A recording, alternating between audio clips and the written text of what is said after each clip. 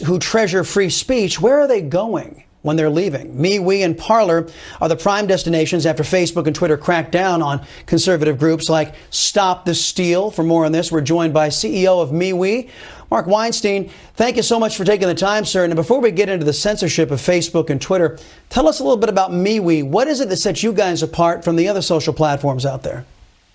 So, first of all, you know, that clip really is kind of scary to look at, right? Because MeWe is the social network with all the features people love, but none of Facebook's BS, and that's what I call it, the BS. You know, what's a threat to American democracy and democracies worldwide is anybody paying money to Facebook to target you and manipulate your thoughts, your purchase decisions, your political opinions. That's the threat to democracy. You know, censorship, Facebook's censorship because of their political opinions, that's the threat to democracy. So, can't happen on MeWe.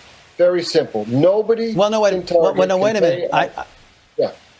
Yeah, you brought up Brian Stelter, so I might as well just bring him back into the conversation, because here he is saying it's dangerous for democracy to leave Facebook and Twitter. More and more into their own echo chambers, more and more into their own bubbles, especially Trump voters. There's this new social media app called Parler getting a lot of attention because conservatives are saying they're leaving Twitter and Facebook, going off to Parler because they believe Parler is a safer space for them. What we're seeing is even more of a bunker mentality in right-wing media, and ultimately that's not good for the country. No, it's not good. It's a threat to democracy that these people are in echo chambers and they're getting fed a diet of lies, essentially. Brian Stelter. That's what it is. Thanks. Seems to me they just don't want we conservatives not playing by their rules anymore. I don't think they want anybody playing by their rules. It's kind of confusing, right? They've censored conservatives. They've thrown, hundreds of thousands of conservative groups off the platform. We also know that they've done that to other people as well. It seems to be that their executives, whatever political philosophy they have, is how they run their algorithms. That's dangerous to democracy. Listen, we know that Facebook is interfering with democracies worldwide with freedom of speech. When Mark Zuckerberg said, last January, he said, Facebook is a bastion of freedom of speech, freedom of expression. Is that the most absurd proposition in the world when they are curating what and how you think?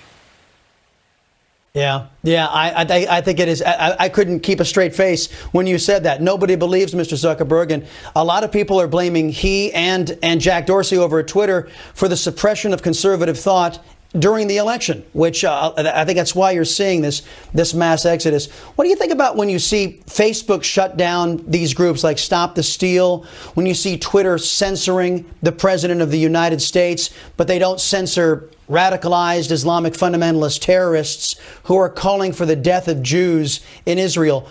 What is with the double standard? Is left-wing ideology the governing principle of Facebook and Twitter? Chris, I don't understand what their governing ideology is.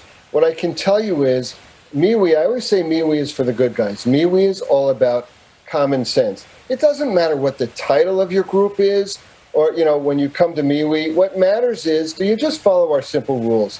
Don't incite violence against other people. Don't promote hate. Don't bully.